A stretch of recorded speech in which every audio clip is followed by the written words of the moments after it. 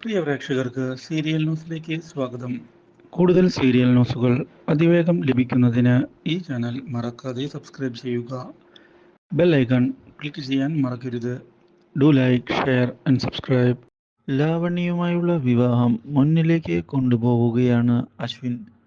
പക്ഷേ ഇതേ തുടർന്നാണ് പുതിയ വഴിത്തിരിവുകൾ ഉണ്ടാകുന്നത്. ലാവണ്യ ഒടുവിൽ സത്യം മനസ്സിലാക്കുകയാണ്.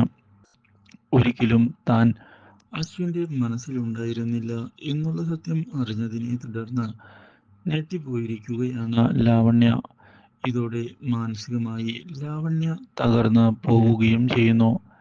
ഇതേ തുടർന്നാണ് അശ്വിനെ ഉപേക്ഷിച്ചുകൊണ്ട് പോകാനുള്ള തീരുമാനം നമ്മുടെ ലാവണ്യ എടുക്കുന്നത്.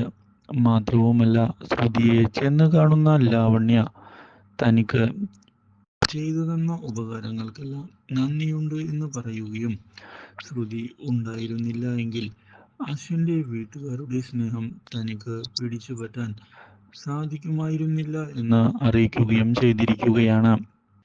മാത്രവുമല്ല, താൻ വീട്ടുകാരെ കാണുന്നതിന് വേണ്ടി ഇടയ്ക്കിടെ വരാം എന്നുള്ള കാര്യവും ഉറപ്പ് നൽകുകയാണ് ലാവണ്യ. ഇതേ തുടർന്ന് ശ്രുതി അശ്വിനെ ചെന്ന് കണ്ട് ലാവണ്യയെ തിരികെ വിളിക്കണം എന്ന് ആവശ്യപ്പെടുകയും ചെയ്തിരിക്കുകയാണ്. Do like, share and subscribe.